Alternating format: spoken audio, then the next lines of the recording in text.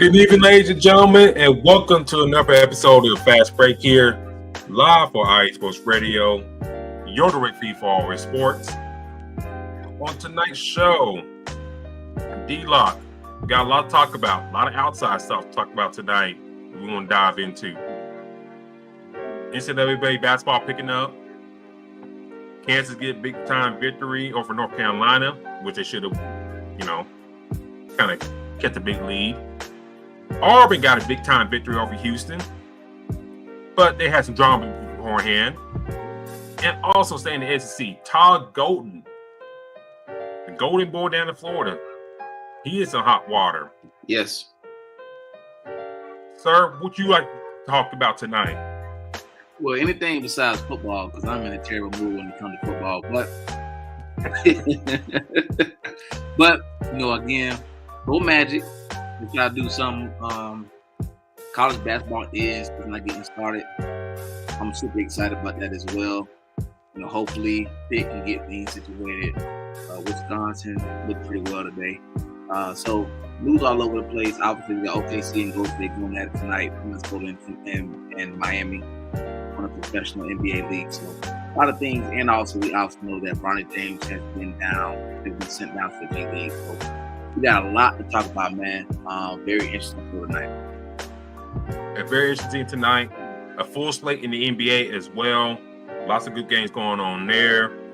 So we'll dive into all that here on tonight's show.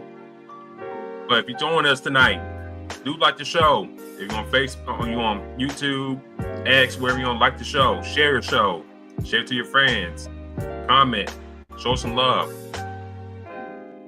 And after that, after these commercial breaks, we're going to dive into everything. This is Fast Break Live for IE Sports Radio. You're direct for all sports, and we'll catch you on the other side.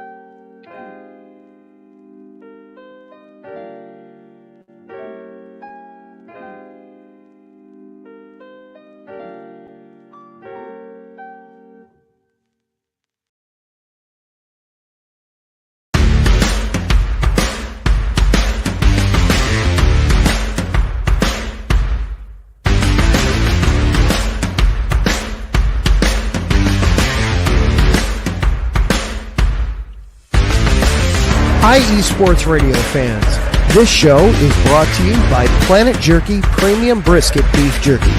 Planet Jerky is the official jerky of the 2022 California League champion Lake Elsinore Storm, Single A affiliate of the San Diego Padres. This all brisket jerky has gluten-free options, contains no MSG, no sodium nitrate, is low in sugar, and high in protein.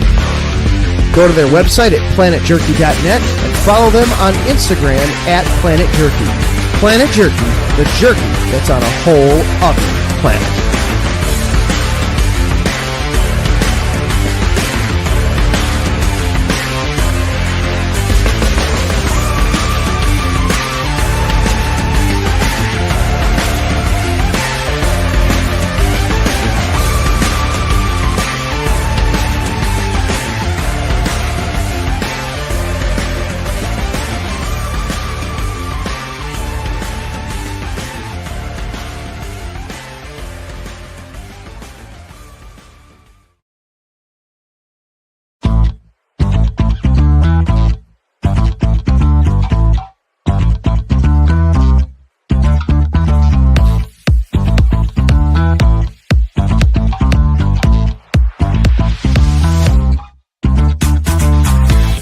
Hey there, IE Sports Radio fans. Be sure to check out our sponsor, Seal the Deal Wax Seals by Cecilia B.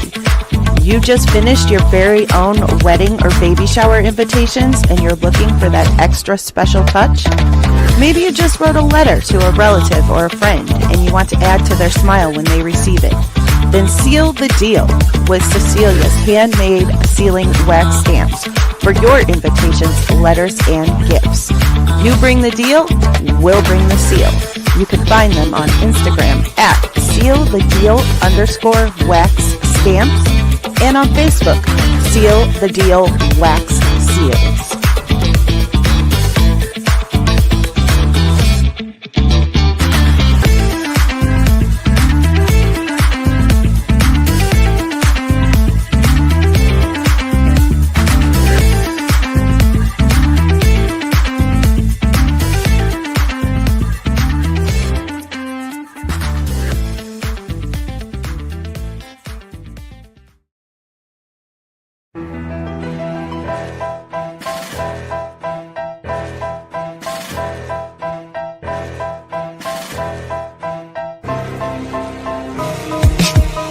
For the last 10 years, IE Sports Radio has been bringing you amazing content ranging from interviewing legendary athletes, coaches, and other authorized media personnel to building tailor-made shows dedicated to all major sports cities around the country.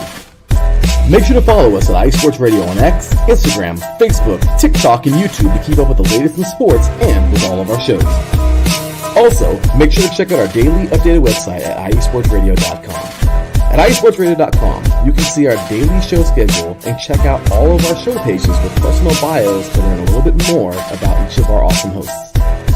In addition to our show pages, you can catch the iSports Radio blog, Hall of Fame, Fans of the Month page, and our merchandise shop, including t-shirts, tank tops, caps, long sleeves, hoodies, and more.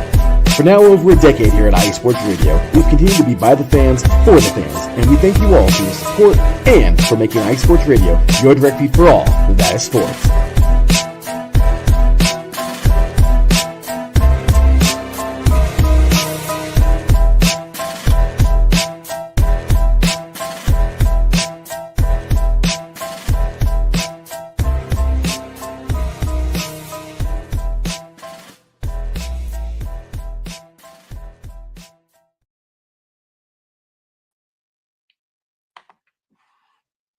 And we're back into the fold of things.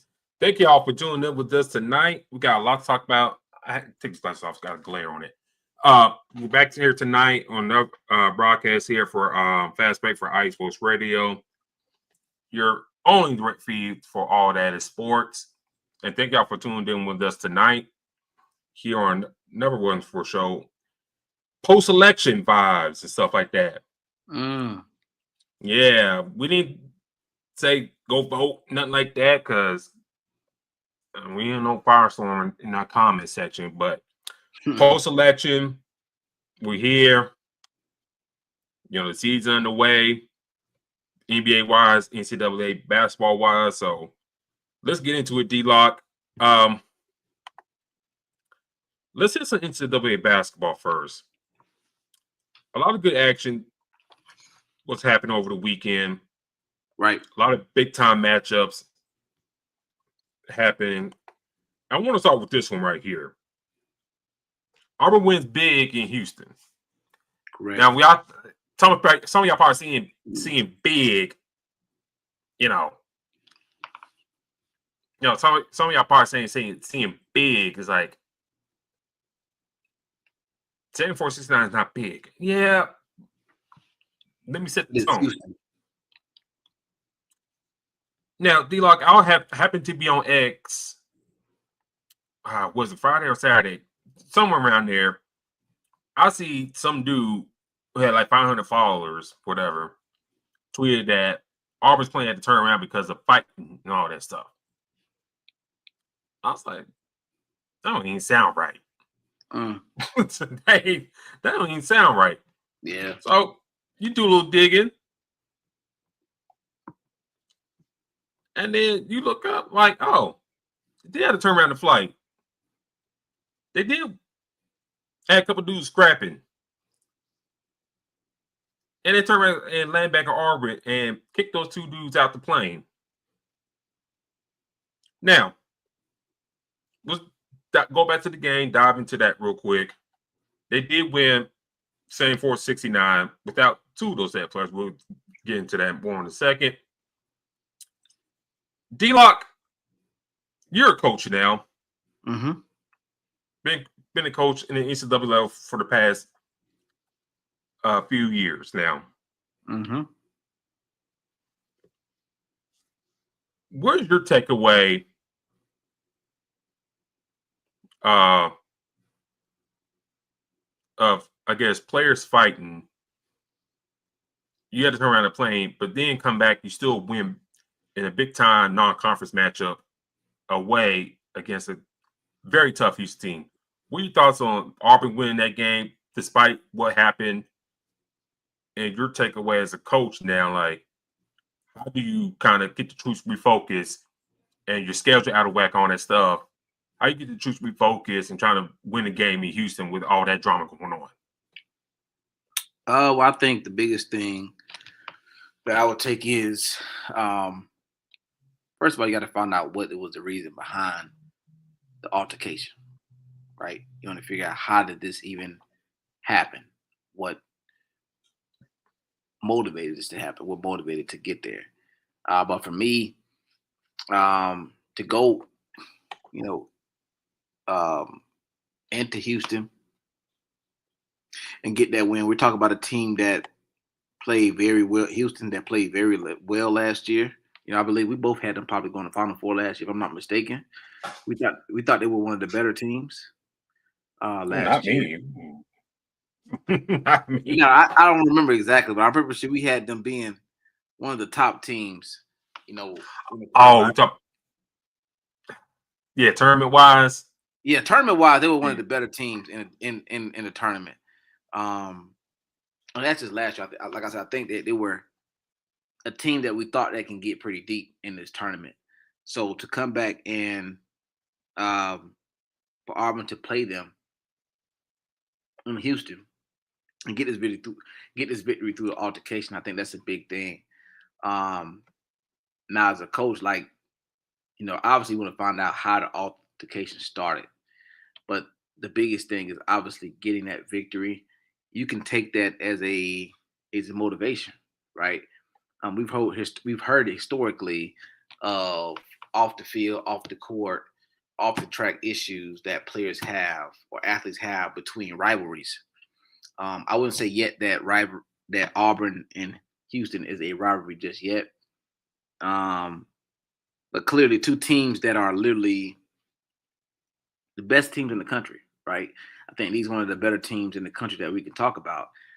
So there's some fire there. I think the biggest thing is, you know, we talk about the big win, big win.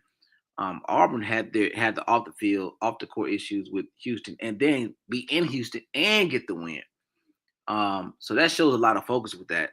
Now looking at it now, like I said, I think you would think, you know, Houston being at home, they got an altercation before, they're going to be definitely motivated. You know, they got the crowd behind them. They'll definitely drop, you know, play a hell of a lot better at the house. But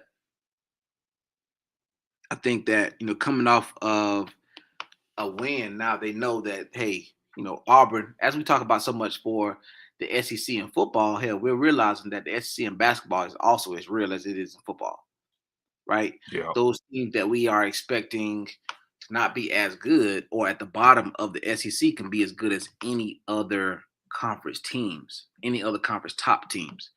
So this is a huge win for Auburn because, like I said, looking at it, I mean, they beat Houston, they got Kent State, they got Idaho State coming up in Duke.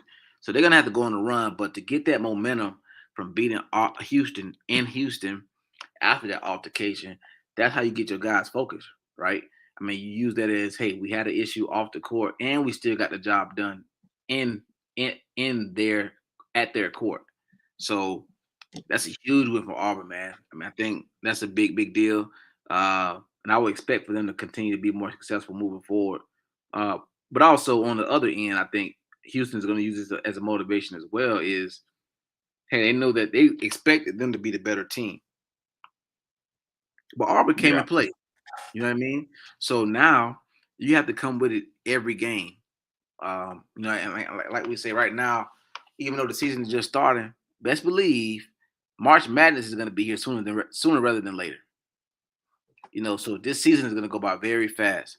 So, but I'm definitely, you know, proud of what Auburn has done. You know, me being a former SEC athlete, I know how it is in that conference as a track athlete and through football, basketball, soccer, baseball.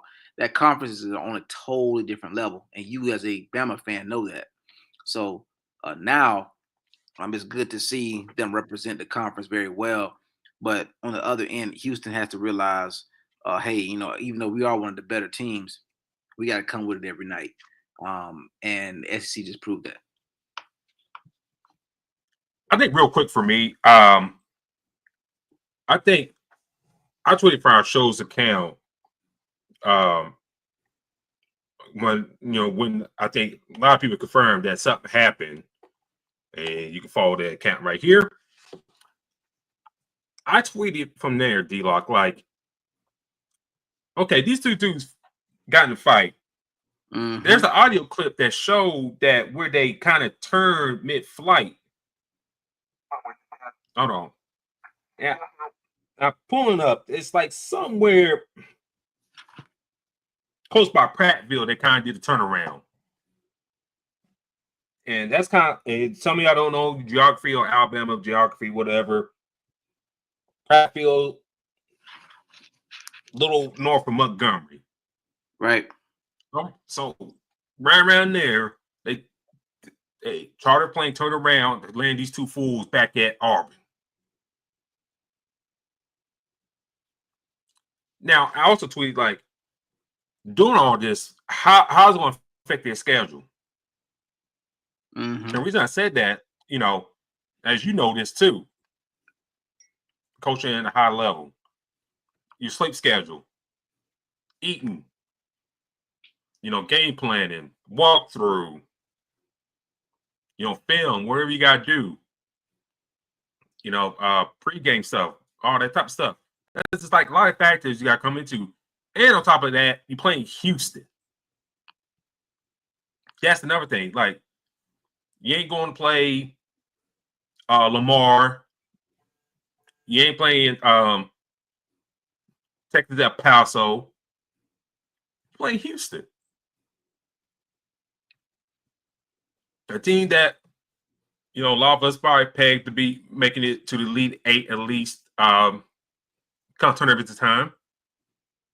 This Auburn team, probably in the same discussion. Sweet 16 at least. So I thought about those things, like, damn, you gotta go back, you gotta drop these two fools off, then you got redo thing like flight wise, and then fly again. It kind of push you back time and stuff like that. Now I don't know how much time they lost and whatever doing this. Lucky for them, they were still not too far away from campus, but still though, it's just like the principle of it. Like, y'all two fools doing this, right? Exactly. And and I'm not a big time Auburn supporter. I can't stand Bruce Pearl. I think he's a con man and snake oil salesman. But I give credit due. He kept things in check. They won this game. And I give him all the props in the world. Despite that distraction. And it kind of reminds me, if you're an Alabama fan, listen to this. You remember many years ago, I think, like, who was it? Some of the veteran players in Alabama got some trouble against LSU years ago, and they had to drive those guys back to campus. And they played like a lot of young guys in that game. Right. So kind of reminds me of that back in the day. That was like at least 10 years ago or so. So just think about that. Seeing them in this, I give Auburn their props. Win the 74-69 against an opponent you could see down in the tournament, whatever. So you're going to hear this out of my mouth too much. But salute to the Auburn Tigers for keeping the composure and winning this game. Big time game this past Saturday. Well, before I give you more thoughts, I got the audio to this fiasco on the plane. Fair use. All right, fair use. There we go. We talked to the player of emergency in Atlanta. We got a bunch of basketball players insecure, sweat level instantaneous for the moment. We just had police on the ground, and we had two players that got into physical altercation, close to the wrist, one working player. And Center 2681, that's kind of crazy. Were we direct, Montgomery? So that's the audio there from the pilot that it had to be crazy. From the pilot that had to report all that. And the two players that got to the altercation was Jaquie Howard, and Jaheim Hudson. Jaheim Hudson. And what's so funny, about this, and kind of do some more research on this. Let me pull it up.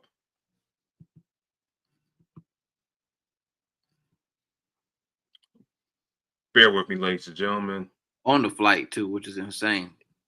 Yeah, that's on the flight. I don't understand. I mean, they had to return it. That mean there had to be some real altercation. Jaquie Howard. I saw this video before we went live here tonight. When they beating down Vermont last week, somebody I'll post a link on the TikTok later. So someone posted like the highlights of him during that game. I guess one of our Auburn players got caught hot in that late second half. They were blown out Vermont and all that stuff. Mm-hmm.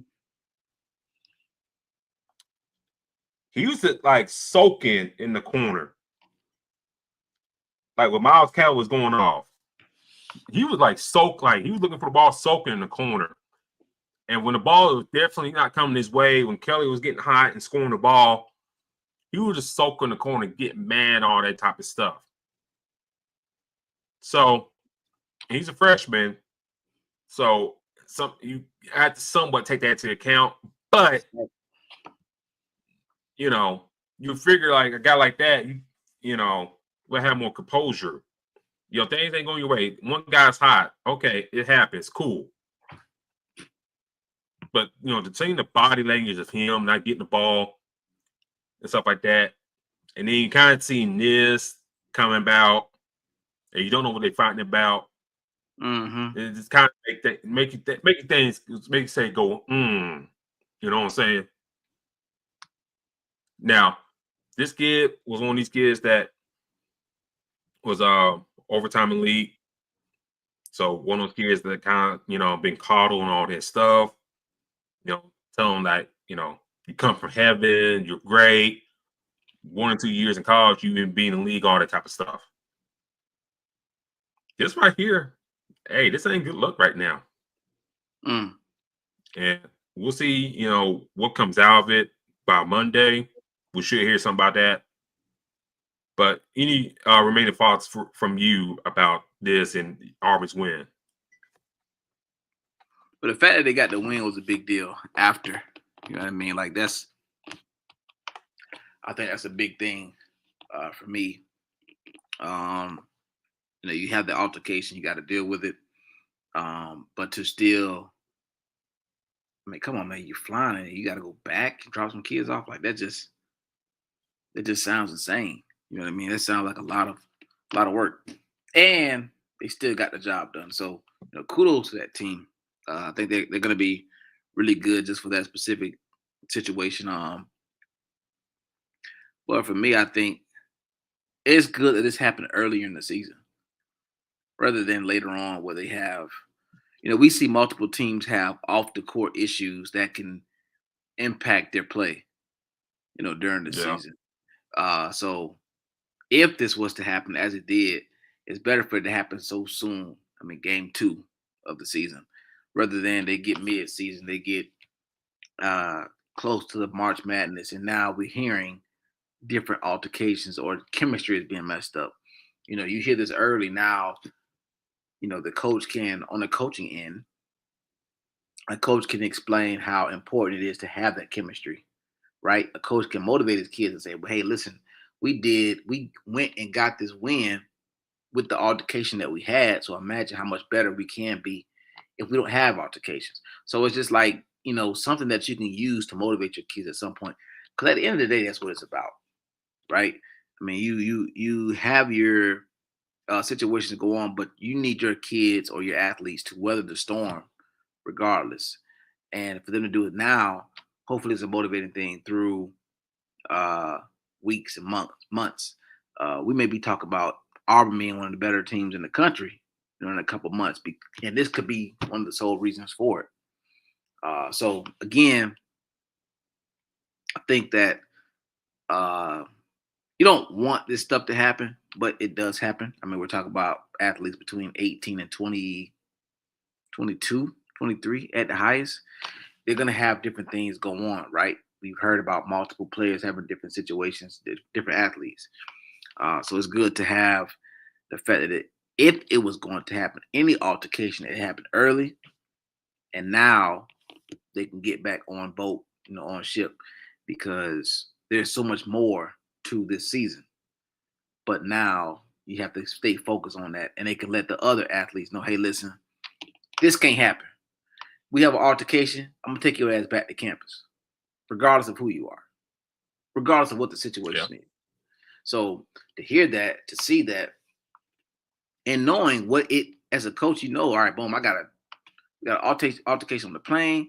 We're going back to campus and fly. This is really going to impact our results. So as a coach, you know that. And for them to still perform how they did, these kids should definitely see that as a motivating thing. And that's probably the best thing that probably could have happened to Auburn so early in the season.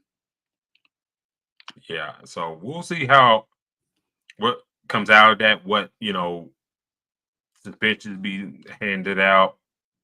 Hell, because depending on how things go, can one or both of these guys be gone from the team? That's a possibility. It's a possibility. Especially if they win in Houston without him. Yeah. To switch gears real quick, D-Locke. Never big game to happen over the weekend. KU, they had North Carolina at the Allen Fieldhouse. They went in a close one with UNC. I give credit to them coming back. They win 92-89 against the Tar Heels. I was watching this game, D-Locke. I was like, UNC size was the issue. And Hunter Dickinson was, forcing things. UNC, they did really well in the portal, kind of retooling and redefining their roster.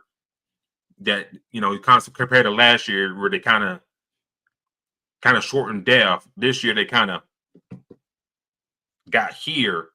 And it kind of showed for the most part in the game. But D-Locke, they almost went to bed there at the end. They were up at halftime by double digits. They were up 53-38. I said, damn. The way Carolina playing and the way Kansas playing, I thought they're going to blow them out in the second half. But like I said, credit to UNC. They outscored Kansas in the second half. They got to the free throw line. 28-31 for the free throw line. Compared to Kansas 12-17. They out rebounded Kansas towards the at the end there. The outside shot won't fall for either team. But North Carolina had the turnovers, points in the paint. Kansas, down there had 20 points on them. So your thoughts on this, D-Locke? Kansas surviving UNC. You had Auburn beating Houston. Right. Which win was better impressive in your eyes? Kansas surviving against USC or Auburn winning? I think that, Kansas playing very well, being able to survive at some point. That was very impressive to me. I think that we're talking about two teams that we're going to be talking about for weeks and months, right? These teams are going to be in the tournament making a huge difference. I think that seeing them match up early is a big deal. So when we do see that matchup, you like you said, you're seeing a blowout at halftime. You're like, well, hell, this game is over, right? But it's not over. That's the reason why they play the game, as many people say. So I think this game was a very good one. But I think for me, the Auburn game was a huge deal just because of the situation off the court.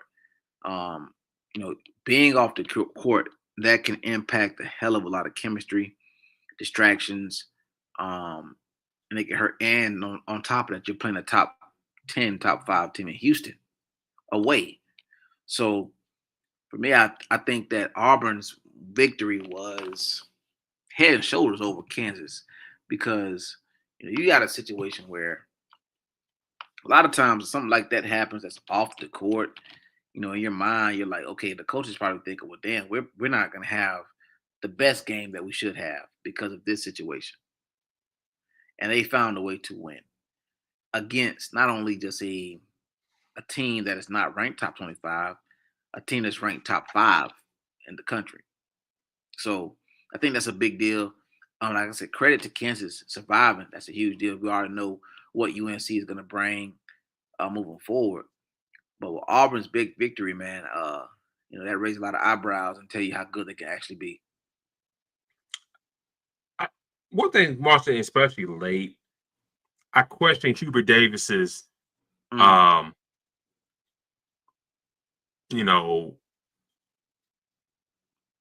decisions late. Why? Like, you were down. Why you calling timeouts, especially at last possession of the game? Like I don't know what the hell they were trying to do. I'll be honest with you. Mm-hmm. They had RJ Davis just drove the ball around trying to make something out of something. I was like, why you just call timeout, get something set, and you live and die by the results? But in this way, letting RJ try and do what he's trying to do, you kind of let him just do whatever, and you got a bad shot off. I think I don't say momentum was on their side, but if you set up a good, strong set play, and got Withers open or Jackson, open on the last shot, we're talking overtime, and you potentially win that game. Like you mentioned earlier, about talking about Auburn and Houston, it's early in the season, and these things can be corrected. But you're talking about a team that come March, maybe April, you could be seeing them. Right. And KU fans didn't win like Hooten Harlan. Yeah, we're up 15 or so on North Carolina. They're kind of like, Bill Self, big lead, big game. You're going to whip the bed. So, I think they kind of knew, like, okay, this ain't really over. Mm-hmm. And it wasn't. And Carolina, give them credit, slow game, move back, got to the free throw line a little bit more. But I just think I question Hubert Davis's play calling those last 2 possessions. I think you got adequate play calling there. The fortunes of this game could have been different. Not saying they would have won, but we talk about different results here. Yeah, I think Hubert Davis, you got to clean some of that stuff out. He's going to get past all this non-conference play. You got SEC play with Duke, Miami, Wake Forest, the new teams of SMU, Cal, Stanford. So you got all those things kind of consider, going into conference play, come January. Mm-hmm. Right now, you correct some things against American on Friday. They got Hawaii on the 22nd. Next big game they really have. I mean, they got Dayton at home on the 25th, which could be a sneaky good one right there. And then you got the big one, the SEC ACC Men's Basketball Challenge. That's next month on December 4th against Alabama. And mind you, Alabama team that kind of struggled against Arkansas State, Friday. Right. So, if you're North Carolina, you got to shape up a little bit. So, like I said, big credit to KU for winning that game. They got Michigan State on Tuesday in the Champions Classic. I think that would be a good one right there. We'll see how that one shapes out. And after that, they got Oakland, USC, Wilmington, and then they got Duke. They got Duke on the 26th, later on this month. So that's a big one right there. So you survive against Carolina. You got a big one against Michigan State. You got Oakland, who made the tournament last year, but, you know, don't got the same guys there, but still a tournament team from last year. Duke, and then Furman as well. So if you're Kansas, you can't sleepwalk right now. But I'll let you have the last word. No, I mean, again, like you said, you can't sleepwalk them. I mean, I think what I really like about college basketball is that we see these matchups early, to where, like, sometimes, well, more recently in college football, we're starting to see them matchups earlier in the season. They would avoid playing each other, right? We used to see some of these top college football teams play the smaller schools and then get ready for conference play. But here in college basketball, that's not the case, right? You see these matchups a hell of a lot earlier in the season. We see the KU versus North Carolina. We see Michigan versus Wisconsin. These different matchups, we see them super early. So, again, to your point, you know, this schedule is going to be very interesting.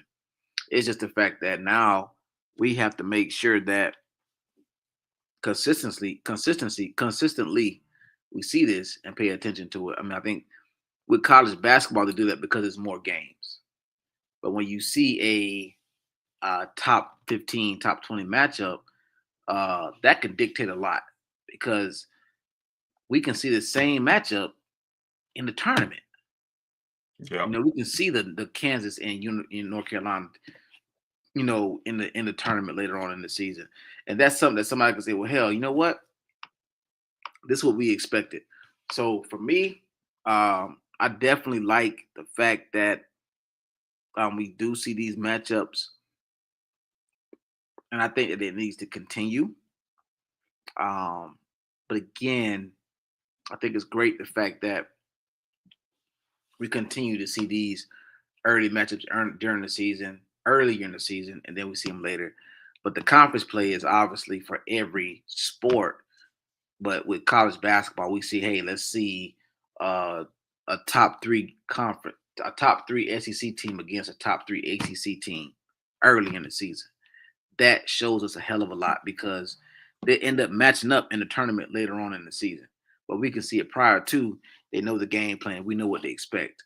So the season is just getting started, man. And that's the thing about college basketball. Once it gets started, man, it doesn't stop. And my biggest thing is it definitely gets very exciting, because we start to see these rematches, and we start to see some of these matches. We're like, damn, okay. Like, you know, this is going to be a battle. And that's both on the men and women's. Yeah. So we'll put a pause there. Before we talk about the NBA, I do want to talk about another story that came out this weekend.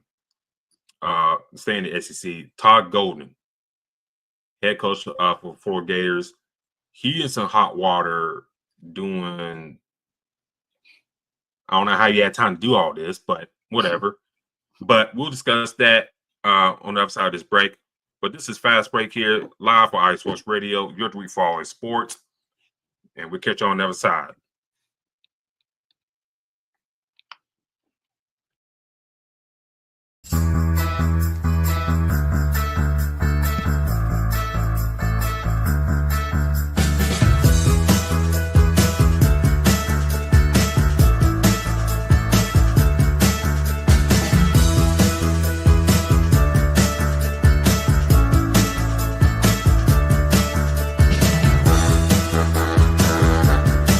What's up, New York? This is Ricky K coming at you with the NY State of Sports, a new show here on IE Sports Radio, your direct feed for all that is sports. Listen to me every Thursday afternoon as we bring you the latest takes on the Yankees, Mets, Jets, Giants, Knicks, Nets, Rangers, Devils, and Islanders. Plus, you get some college hoops and what's the local sports events going on in the area. It's a state that never sleeps, so why not get the opinions and sports takes that never sleep? Again, every Thursday, 2 p.m. to the NY State of Sports. We'll see you then.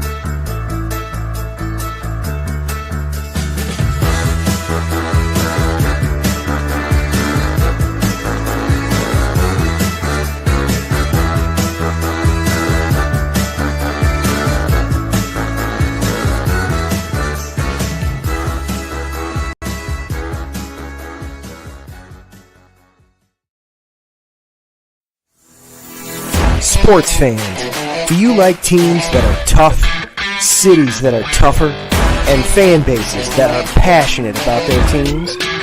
How about teams that are historic and stadiums that are iconic? Then you belong in Chicago, and you need to check out Chi-Town Weekly. Join me, Adam Kernan, every week as we keep up with all things Chicago sports. Bears, Bulls, Blackhawks, Cubs, White Sox. We'll cover them all, plus more. The Windy City is always buzzing, and we'll keep you up on all the big games and major stories. So tune in to Chi-Town Weekly every week right here on IE Sports Radio, your direct feed for all that is sports.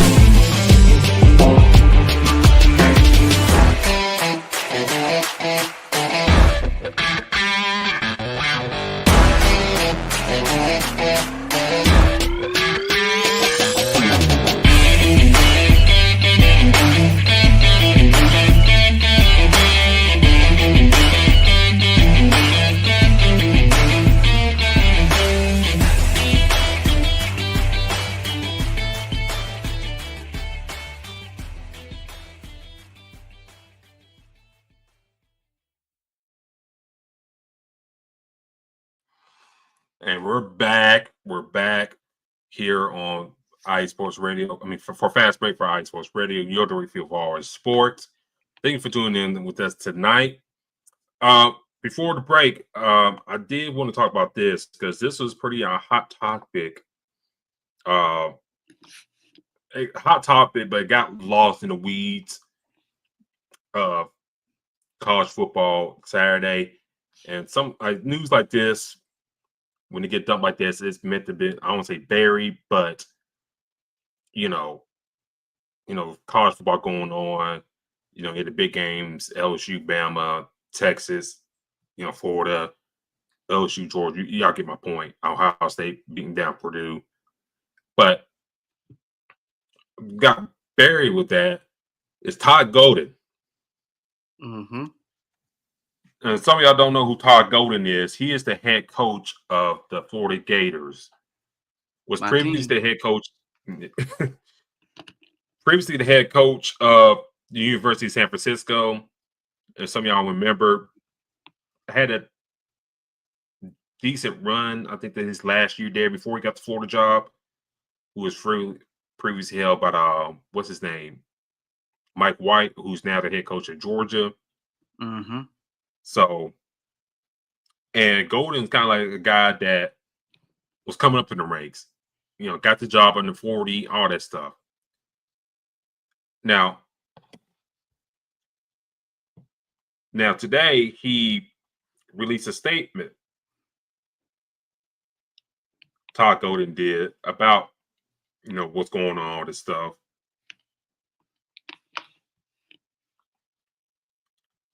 And I'm getting this from Fox News. Florida men's basketball coach Todd Golden said in a statement on Saturday that he will weigh a defamation lawsuit as it was revealed by the school is investigating misconduct claims against him. Golden put out a statement on social media acknowledging the lawsuit. He said, "For the last month, I have actively participated in and respected the confidentiality of an ongoing school inquiry," the statement read. "I've recently engaged Ken Turco to advise me on my ability to bring a defamation claims while this confidential investigation is ongoing. My family and I appreciate the support we have received and remain confident that the university will continue its efforts to finish its review properly."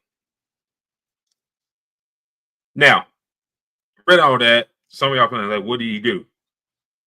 Well, Mr. Golden is being investigated for allegations for improper behavior. I put it like that because, YouTube hear what I would say and flagging all that type of stuff. So, and we put the clip on TikTok, they're probably flagging all that stuff. So, inappropriate behavior of a head coach. We'll just put it like that way. Right. This investigation was founded by the Gainsville newspaper. They went to the allegations of improper behavior, improper exploitation, stalking, cyber stalking, multiple women, including students, against them.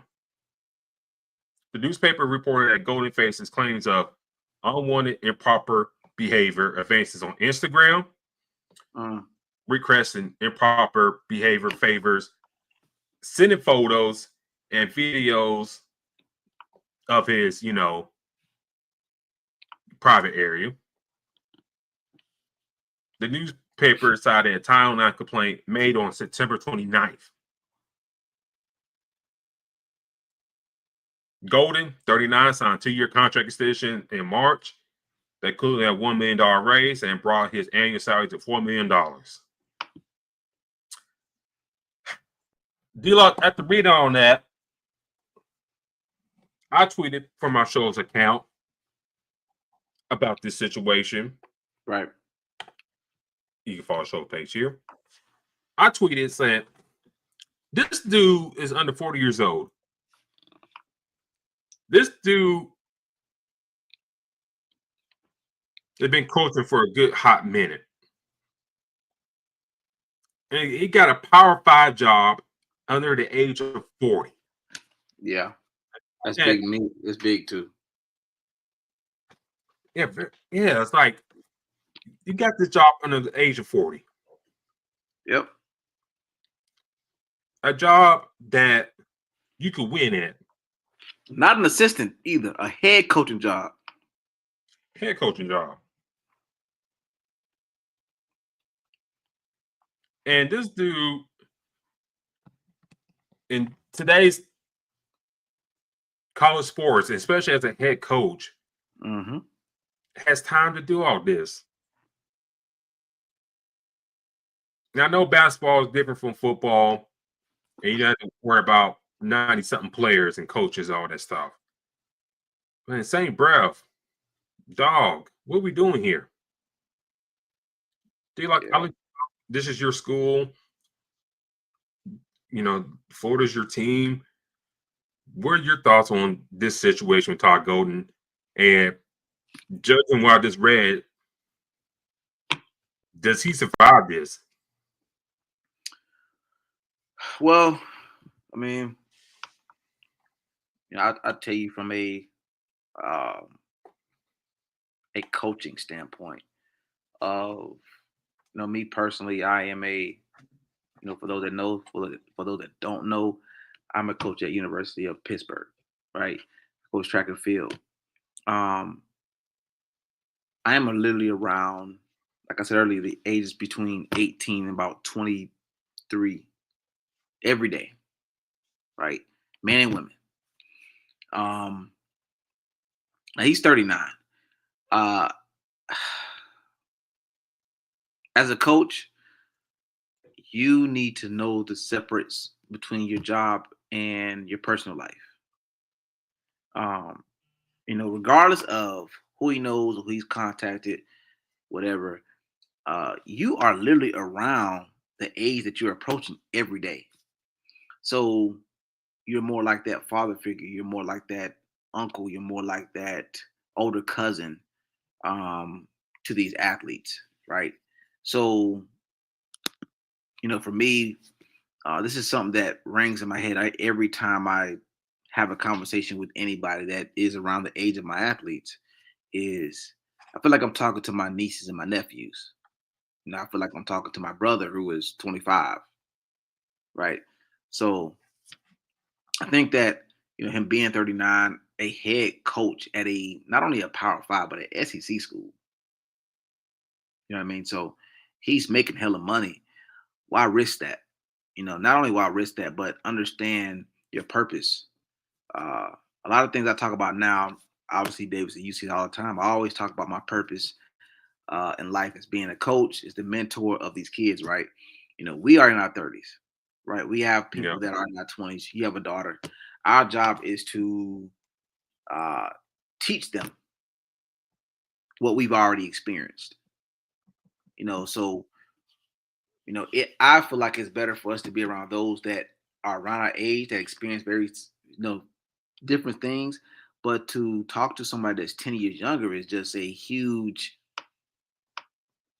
disagreement, this different area, right? You're teaching them, right? So for me, I think that, for him to take that risk, you as a coach, as a mentor, shall I say, you can't trust that person. I mean, obviously he's coaching just the men's team, but still, I mean, what if in a situation like I am in, where I coach both men and women, can we trust you around a woman around the age of between 10 years younger? So for me, I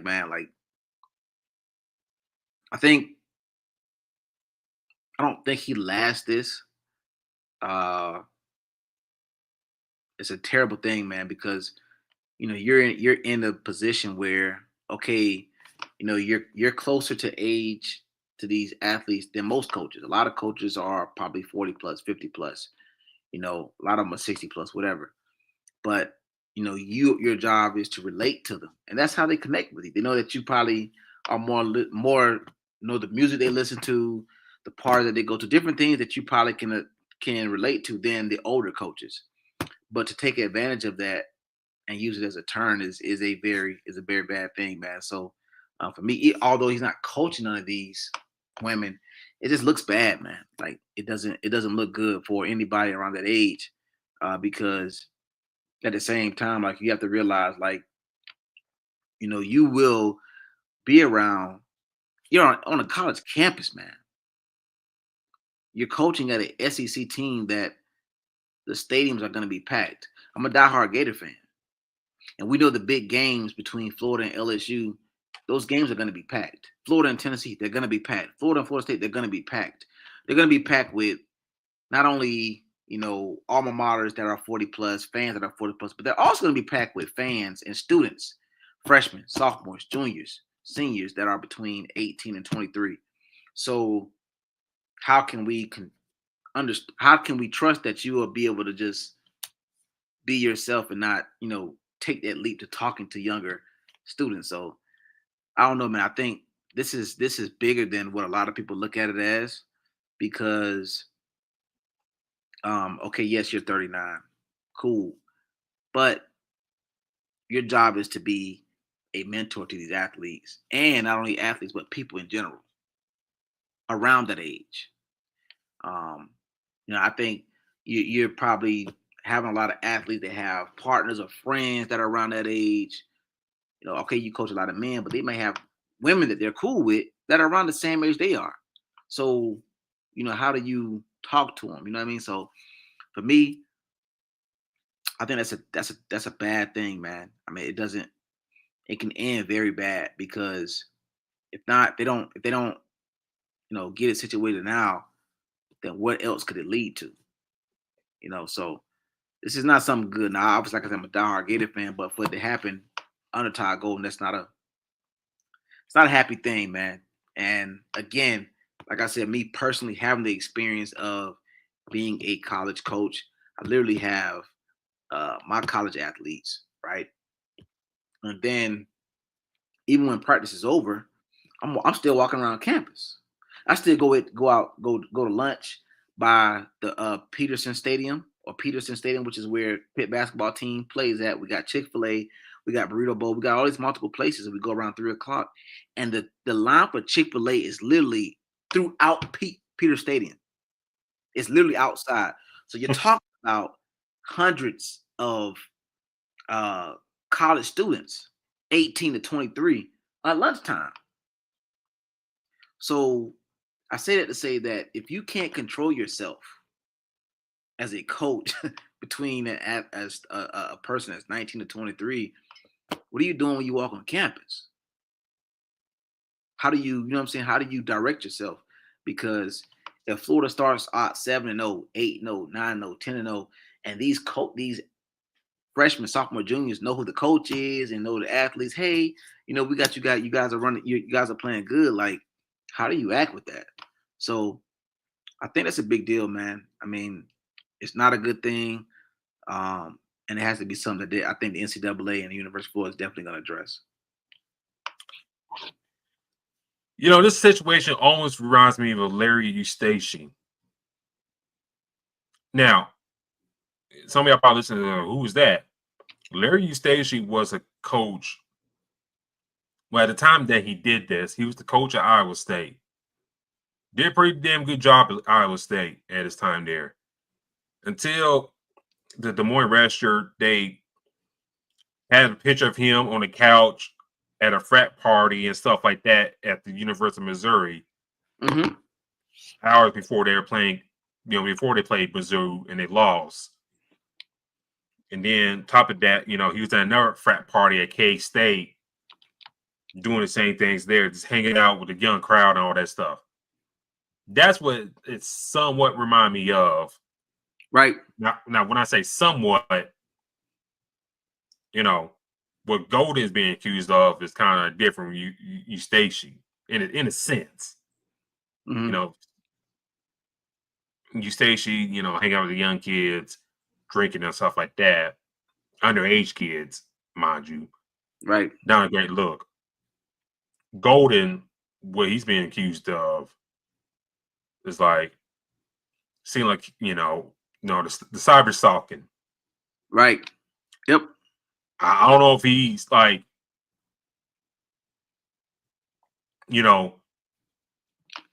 following his players. Well, I mean, I'm pretty sure he's following his players, but, seeing who takes pictures with them, mm-hmm. tag them or whatever, all that good stuff. Tag him and he see the female, and then he see the female, he goes and comments on her stuff or the stalk, all that jazz. We get, you saw the report and all that. Right. I don't know what's going to happen with him. I mentioned Larry Eustace in this, that, the AD, recommended to fire him for morale clause. I just read the contract extension Golden got. So, to save some money there, you can let somebody go for morale termination. I think, like I said, I think this is a very, this is one of the subjects that I'm experiencing as a coach. Like, me and you talk all the time. I tell you literally, like, man, once I leave campus, I'm not nowhere near campus. I'm on a totally different side. And it's because obviously, college students are college students, but I tell you, and like I said, I've got 65 people watching. I'm very grateful for this opportunity, right? Because it gives me a chance to, live my platform. I feel like this is maybe one of the reasons why I'll put on this earth is to obviously talk about sports, but also feed into the younger generation. I always use the example of the first iPhone is not the same iPhone that you have now. The first iPhone has no comparison. And I say that to say that it has evolved. Any phone has evolved. And that's the same thing in life, right? You learn something, and your job at some point is to teach the younger generation how to do better. You have a daughter. Your daughter is going to be able to do things better because you're going to teach her because of you and your wife's experience. That's how it works.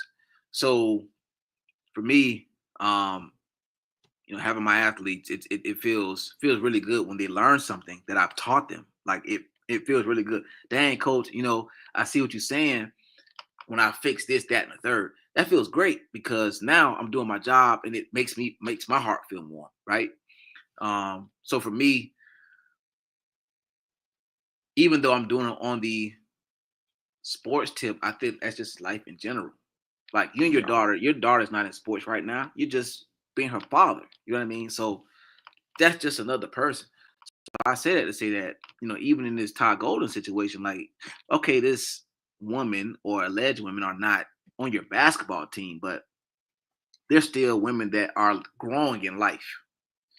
And either way, your job is to give them some type of mentorship, because clearly you know more than they do right now. You've experienced more. So I look at it as, well, hell, like if you gonna, like, I guess not teach them, you're kind of taking advantage of what they don't know. Right? In my mind, I kind of see it as that. So for me, like I said, I think it's very big to that. The firing probably makes sense. Hey, if you got to buy this out, like you said, get out of this contract. And the reason why I said it is because it can get worse. That's the part to this, is it can get worse. So for me, I don't think it ends well. I give a damn what Florida does throughout the season. I think that this situation probably, outweighs everything. Because, every time we see coaches, football, basketball, track, whatever, they do press conferences or post conferences, and they talk about how results went. They say that, or head coaches that get hired, what they say, they want to make sure that these athletes are better young men and women, off the field, off the track, off the court. And when you see this situation, how do we say that this guy continues to have that same mindset? So it looks bad on Florida, man, to be honest with you. It looks bad. So they're going to have to make a tough decision in their eyes.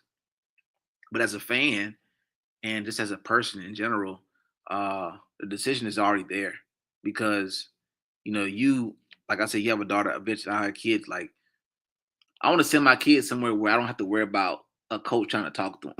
You know what I mean? Like, I want to send them somewhere where they are going to run into people that's going to give them more knowledge when I'm not there.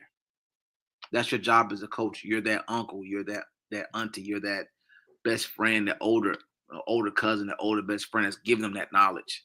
But when you have somebody that knows more but kind of using it to their advantage, that's not a good thing, man. It makes the university look terrible.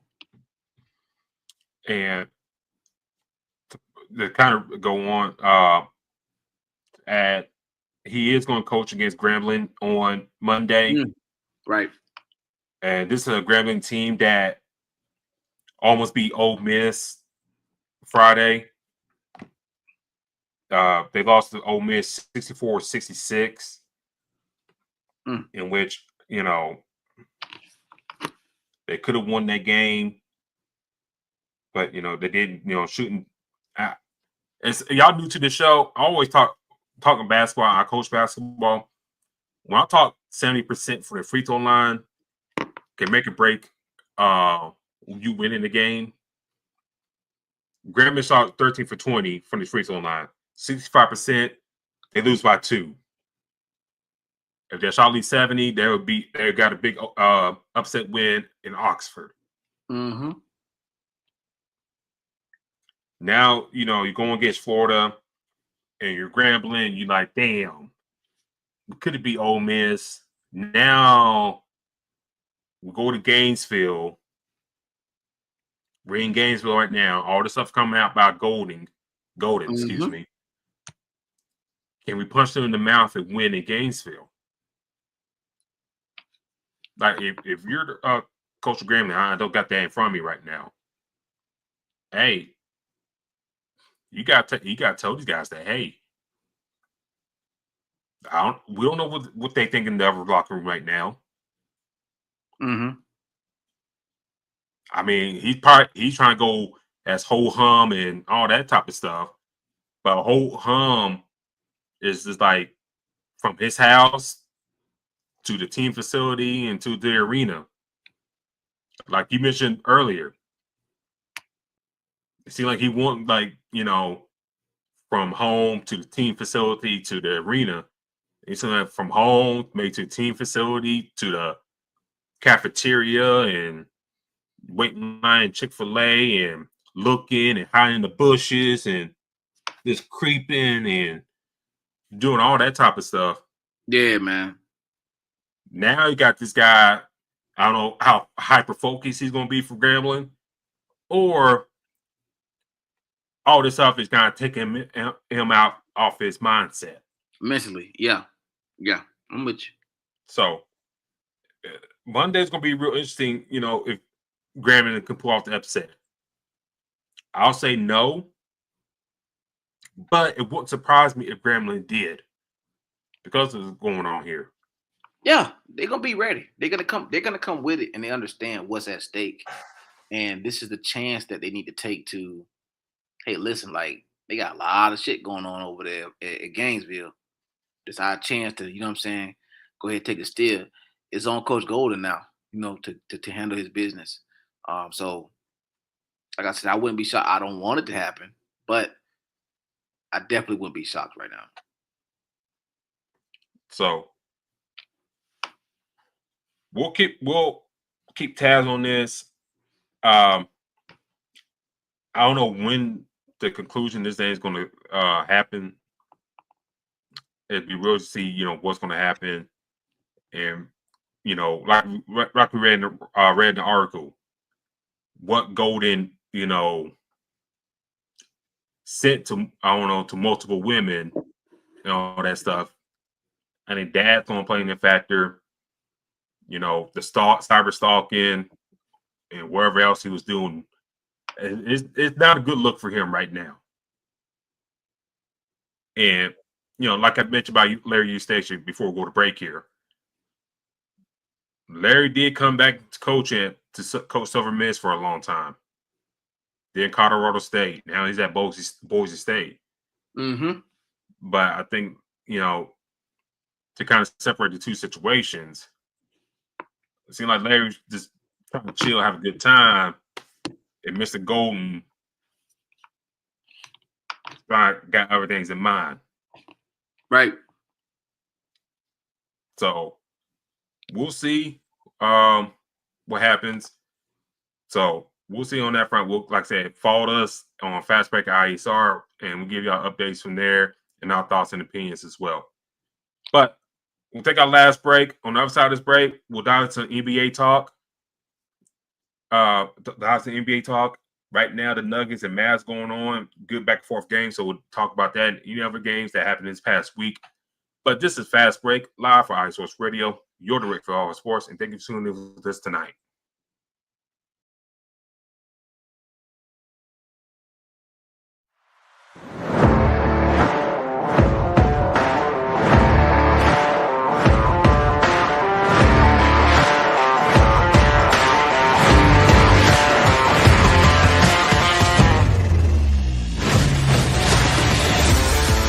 The light is red, the kids are in bed, which means it is time for Mile High Musings with me, Aaron Yowell, right here on IE Sports Radio, your direct feed for all that is sports.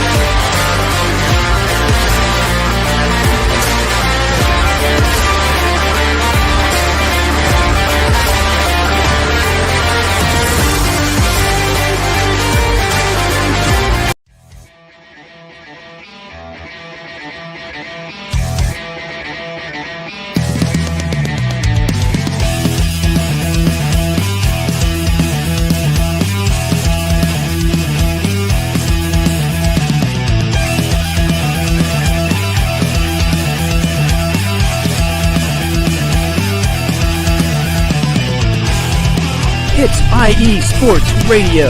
It is your direct feed for all that is sports. It is Philly Sports Talk with Cash and Chris every Tuesday night right here on IE Sports Radio, your direct feed for all that is sports. Philly Sports Talk with Cash and Chris is the most comprehensive view on Philadelphia sports exclusively right here on IE Sports Radio. You know what it is, your direct feed for all that is sports. Tuesday night, IE Sports Radio, Philly Sports Talk with Cash and Chris.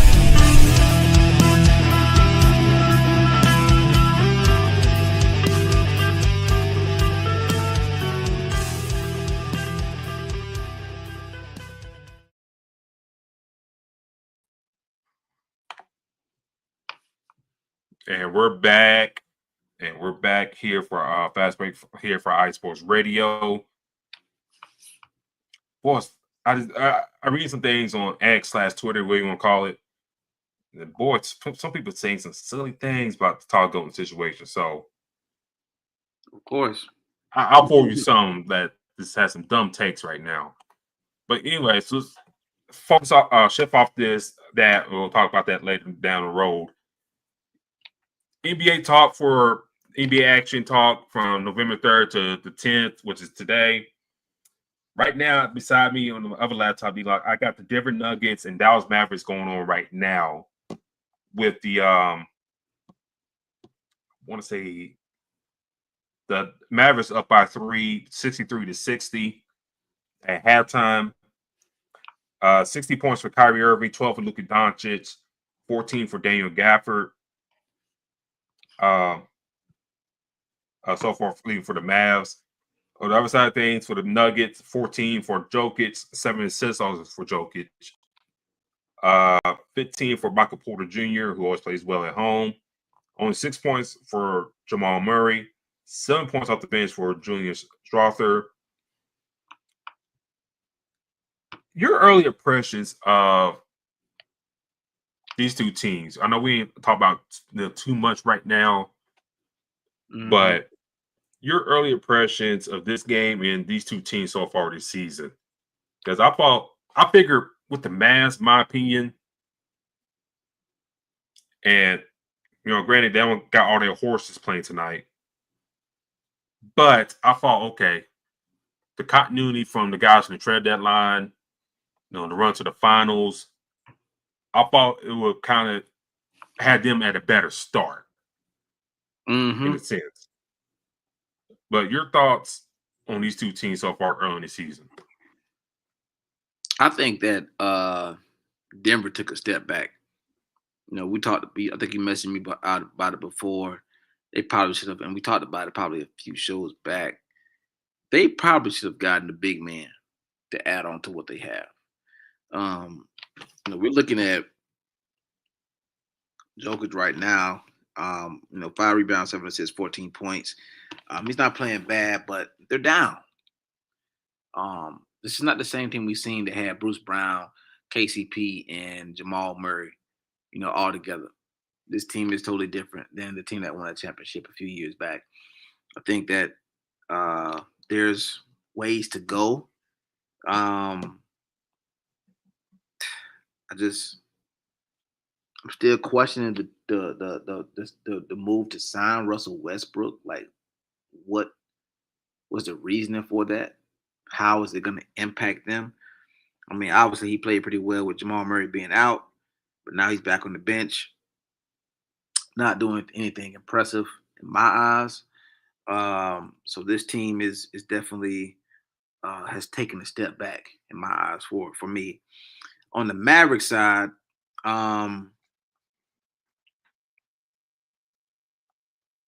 Klay Thompson has had, I believe, one game that was good so far. He hasn't been too impressive just yet. I think, the injury to Derek Lively has definitely hurt them. Dwight Powell hasn't done too much. Spencer Dinwiddie is not the Spencer Dinwiddie that we've seen in Brooklyn. But I like more of what the Mavericks are doing, right? I like the fact that they signed Nigel Marshall, Klay Thompson, and Spencer Dinwiddie. along with Monty Morris. I think that gives them the bench that they need to be consistent. Because now obviously you got your starting five. PJ Washington is hurt right now, so Nigel Marshall can come in and fill that role. I think he played pretty well the last game, if I'm not mistaken. He played extremely well. So for me, I think that the Mavericks is going to be a team to watch out for. They did lose that game to the Suns a couple of days ago. I'm looking at now. That's the one where Nigel Marshall came in, 18 points, 7 for 12, 5 boards. So the biggest thing I think the Mavericks did that hurt them last year was the depth. I don't think that they would have beaten Boston last year. I just think Boston was just on a totally different tear. But I think that the offseason moves that they made has made them better for the postseason. They got the rotational guys that can make that big difference. We seen what Nigel Marshall was when Zion was out a hell of a lot last year. Brandon Ingram, we seen Nigel Marshall possibly taking over. For me, I like the fact they signed him. The Klay Thompson move, you're bringing up the shooter, but you already got Luka and Kyrie, right? Do we see Luka come off the bench? Not Luka come off the bench, but move Luka to the bench. Kyrie moves to the 1 and Klay moves to the 2. Do we see that rotation? Do we see that lineup? Is that the reason why they signed him for that, to see that in the minute? So I think that, like I said, I think Klay Thompson has been up in the air a little bit. I think they're trying to still figure out where to put him, where to get his shots, where to have him be effective as he can be. Because Klay Thompson, Kyrie and Luka, it's only one ball on the court. So, Klay Thompson is not going to be able to have hella shots, and Kyrie's not going to have anything. Kyrie going to take his shots. Luka going to have his shots, right? So, again, I think they got to still figure out where he's going to be. Now, obviously, it's still early in the season. I think they figure that later on. But for me, I like how the Mavs are moving a little bit different than Denver. With Denver, I just don't see, where they can make this huge impact. It just, their bench is not strong enough. Unless they continue to make some trades, throughout the season. I think the biggest thing they did was lose Bruce Brown. And then they came back and lost KCP this offseason to Orlando. So you lost that defense, right? That dog mentality into big plays. You're asking Watson and Christian Braun to step up. These other guys, Sark ain't really doing nothing. Yeah. What kind of sign was that? We'll talk about DeAndre Jordan. His ass ain't really getting on the court like that. So where are you getting your rotation at to where you can give Joker Murray that rest? We talked about Michael Porter Jr. He's a hit or miss. He has a good game every 4 games. So where are you getting this consistency? I think that shows up later on in the season for the Denver Nuggets. And the biggest thing is they need to get that situated now. Obviously, it's early, but I can possibly see them trying to make a trade during the season sometime later on. For me, the game going on right now, Washington just hit a 3-pointer off the break after the break. And so he's 3 for 3 right now for 13 points. Watson is. Zeke Naji is a guy that Calvin Booth and company paid an extension to that really didn't warrant an extension, if we're being real. And they gave him a 4-year deal. Kind of similar to Rob Pelinka giving Max Creasy a 4-year deal, in which, as a Laker fan, like, what are you doing? Mm-hmm. And I understand these GMs, trying to bank on the advancements, the draft picks you did, but you don't reward them through like long-term deals that after a while, it's like, oh boy, I got buyer's remorse. So, Aaron Gordon is out right now. I see him looking at the bench right now. He's out right now. And after that, that 4 position, it's kind of bleak. If you're the Nuggets, Sarge hasn't played yet.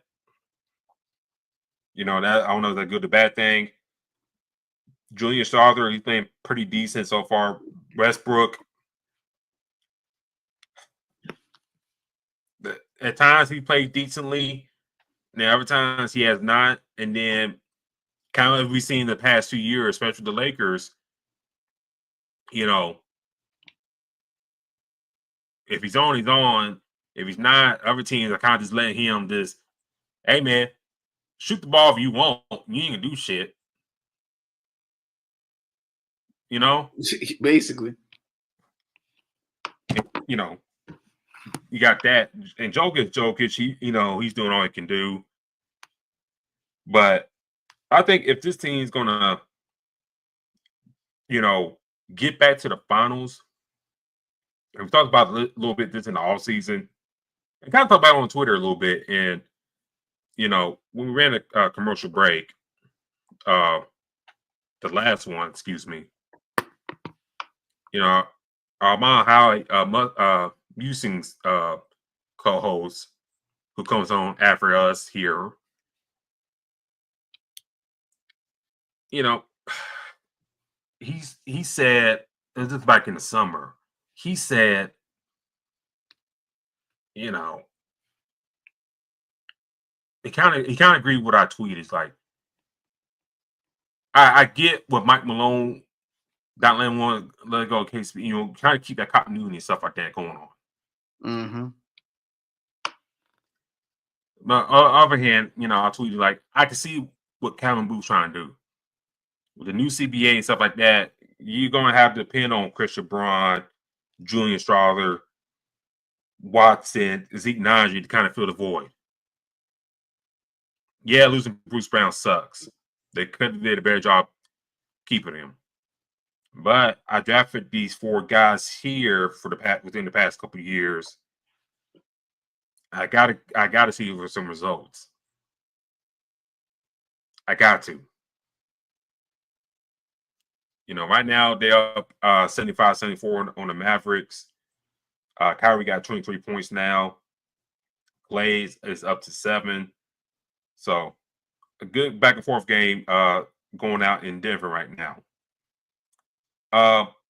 Other games going on right now. You got the Warriors, one of the more surprising teams in the NBA, and a lot of folks kind of pegged them, not being so good. I mean, being this middle of the road. They're up 7 against the OKC Thunder, 119-112.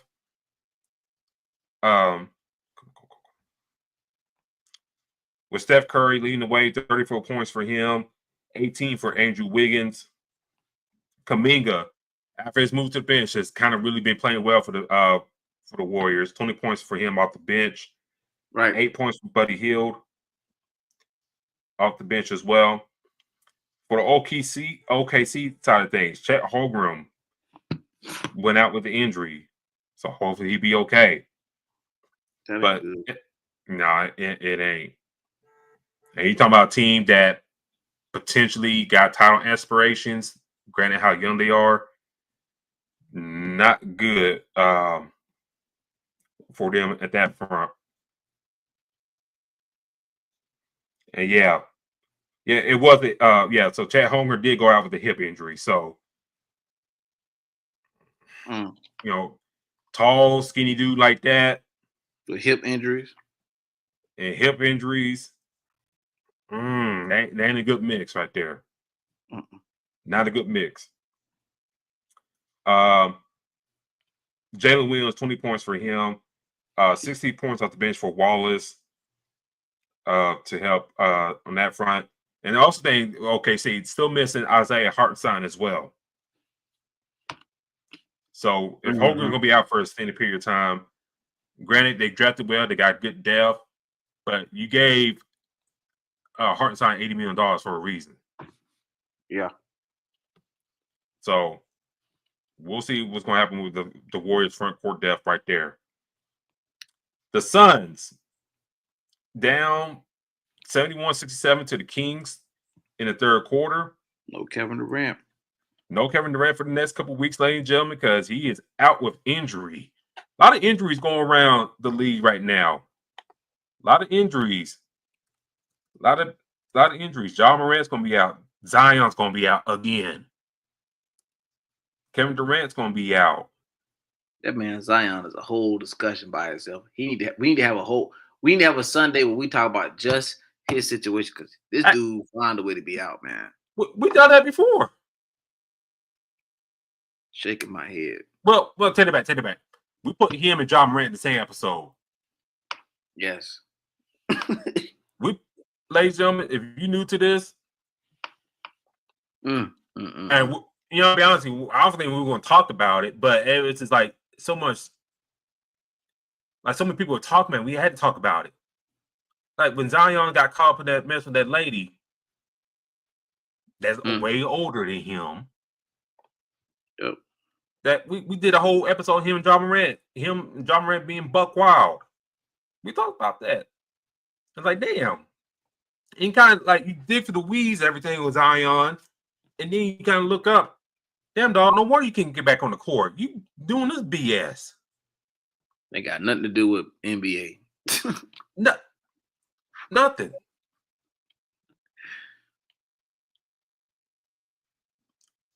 I want to say he put her to the side or kicked her to the curb, but don't look like it. Do not look like it. From what we seen this past week, do not look like it.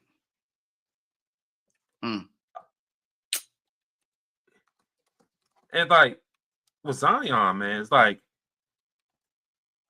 I was one of the people that the Pelicans shouldn't have gave him that big extension. Always been. I said that from the jump. I said that from the beginning. I just like he got a token All-Star nomination years ago. I always said that. There's always a token. He's barely played a full season. I don't think he's played 50 games yet a season. Nope. I agree with you there. I don't think he's only 24 too, man. Golly. It's another soft tissue injury.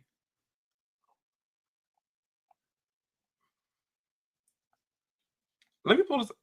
I think I'm right in that assessment. This guy's gonna look back. Let me pull this up. He's about 29, 30, 31. He's gonna look at when he first got to look at his low 20s and say, "Dang, I missed all this time. I could have did." I stand corrected, D-Locke. I stand corrected. I apologize to Mr. Zion Williamson. Back in the 2020-21 season, no more than 60. He played 61 games. Okay. And then last year, 70 games. Now, even though we say he played 70 games, how many minutes? That's a different conversation for a different day. But he'll go in there and play 10 minutes, and then we won't see him for the rest of the game. Yep.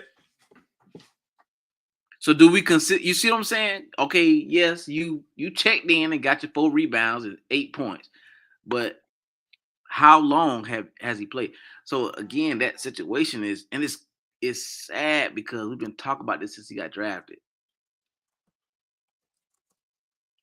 It's the same thing. So it's just another day, another dollar type. What, in your eyes,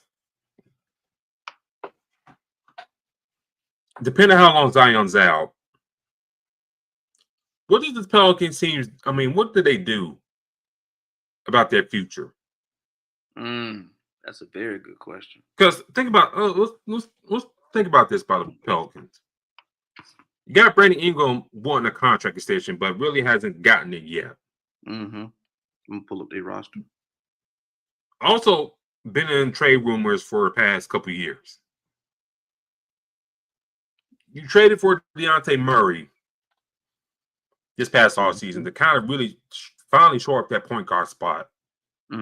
He get hurt. He's out. Yep.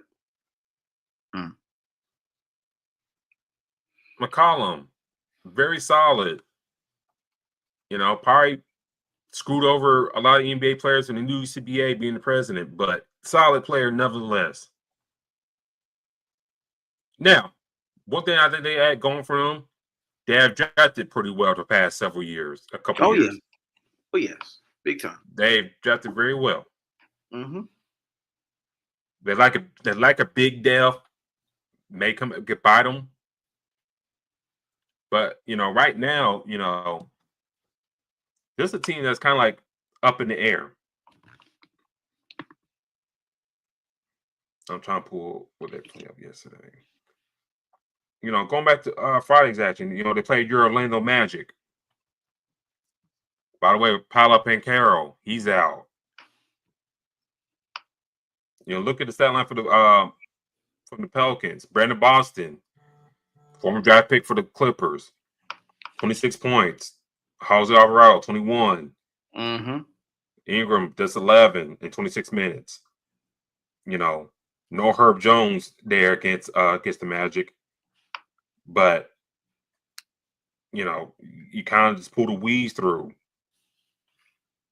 This team's depth, it's kind of like hit and miss. Like, who's going to contribute? Who's going to, like, kind of rise up to the ranks? So, for this Pelican team, I'm not saying I'm not worried, but, they got the Nets Monday at home. But after that, they got the Thunder, who's probably without Chet Holmgren. Then you got this Nuggets team on Friday in the NBA Cup play. Then you got the Lakers, who are improved coach-wise, not roster-wise. We make that point clear. The Lakers are improved coach-wise, but not roster-wise. And then you got the finish out them up. You got the Mavericks in group play. Then you got as this recording the show, the undefeated Cleveland Cavaliers, who got hella dudes down low that can out-rebound you, out-muscle you down low. Mm-hmm. The Warriors, one of the better defensive teams. I looked this up like, damn, the Warriors are that good this defensively so far this year? Showing but you kind of go back doing it. And you kind of look back, the better squads, about 7 years or so ago, when they're making those finals runs, they're always kind of top in the league and defensively, for what it's worth, up there defensive wise, the Warriors, I'm talking about. I was like, and they're up there again. And they defeated the OKC Thunder today.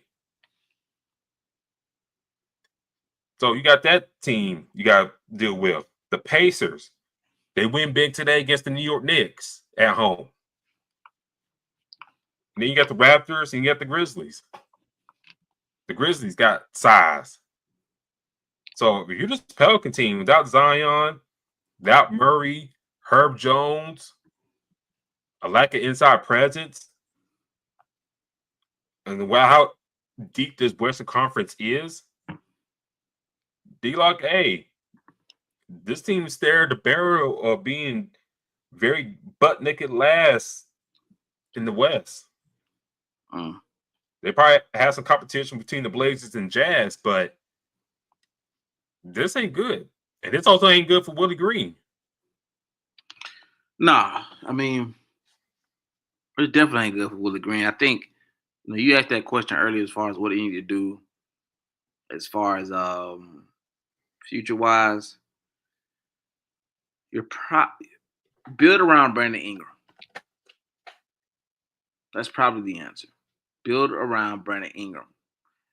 I probably would keep DeJounte Murray. Him and Brandon Ingram would be my main pieces. You need to sell on Zion right now, because the longer that this goes, the less you're going to get for him. That's what it seems like. He hasn't done anything. He has off-the-court issues, and he stays hurt. So I think at this point now, it's just too much, man. Like I think the Pelicans are running to these different issues that they don't need. I mean, you went and got C.J. McCollum. You got, I mean, think about this lineup, man. C.J. McCollum, DeJounte Murray, Brandon Ingram, and Zion. With Alvarado come off the bench with Jordan Hawkins, who's playing great right now, and Herbert Jones, that's a nice little roster. But the thing that keeps hurting his team is the injury bug. Yeah. And Zion has a lot of off-the-court stuff that I think you sent it to me, where we seen it. He still has a young lady on the side of the court or court side. Older lady. Yes. So, now she hasn't said anything crazy in a while. She's kind of keeping on the mum. So that kind of tells you kind of how things are going. She's courtside. Yeah, she's not tweeting as much or whatever. It could have been easily as, hey, you could be around, just don't be going crazy on social. However it go. But again, it's not mapping out how the Pelicans planned it to be when they traded Anthony Davis to the Lakers. Yeah. You know what I mean? They had Anthony Davis. They had DeMarcus Cousins at the same time. They had a little piece that they can roll with, but they moved Anthony Davis. You know what I mean? Obviously because of the expectation of having to move him. But now this is what you have, right? You got Brandon Ingram, who I think is a hell of a piece. I think you can build around him. But when you have these other pieces, young pieces, might I say, that can improve this team, it hasn't happened for different reasons. So, again, as much as we expect so much from Zion, they have to make that executive decision. Do we continue to wait to see he be consistent? Like you said, he's played 60 games once, 70 games once. But we both know that some of those games he probably left in the first quarter. Some of those games he left at halftime. So now the inconsistency is huge. And the person that is impacted the most is Willie Green.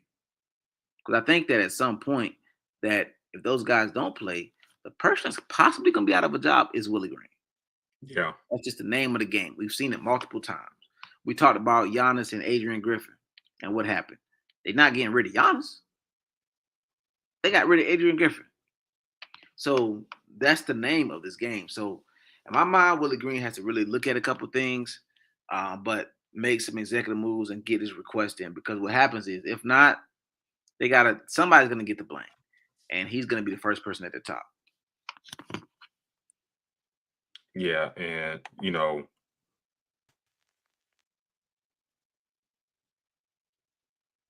and I say like this, before we head out the air, and I said this like a long time ago, discussing this, all that about the Pelicans. I always said if the Zion thing never works out. I always said when the league's been talking about expansion, if the Zion thing don't work out in New Orleans, move the team to Las Vegas. You add Seattle, and then you add like a team in the East Coast. East somewhere like Nashville, or Pittsburgh, or some city around there, because it hasn't really worked with Zion and the Pelicans. It hasn't worked. So I don't know what's going to happen with the team. So, we'll see. But this has been our show tonight, ladies and gentlemen. Thank you for tuning in with us tonight on episode here at Fast Break here for iSports Sports Radio. You're the read for all sports. D-Locke, how can the people find you on social media? You guys can find me at Black-813 on Twitter/X. I'm no longer talking about football. It's all about the Magic and the Tampa Bay Lightning. So let them know they can find you in the show's page, man. You can find the show's page on Twitter/X at FastBreakerIESR. That's FastBreakIESR. We give a lot of thoughts on there. The Lakers game about to tip off, so I'll be live tweeting that. Seems like Scotty Barnes is not playing tonight, and he's wearing like a leather jacket from the year 2003. But anyways, moving forward, do check out IESportsRadio.com for all your latest shows, news, and feeds as well. Football season full swing, so do check out IESportsRadio.com to get the latest shows and news and show times for all the guys and gals on the network. Also, do follow me on Twitter at Spawn4288. That's Spawn4288. I do another show on the side called The Crooks Process. I'll probably talk about the election results in the episode down the line. God help me. And that's it. Oh, follow The Crooks Process on Facebook and Instagram. You see the CP logo there. Follow The Crooks Process on TikTok as well. Also follow Ice Sports Radio on TikTok as well. Drop a lot of clips on there as well. But until then, ladies and gentlemen, we'll talk to y'all next week. We'll see what happens with Todd Golden and company, and we'll go from there. But until next time, we're out.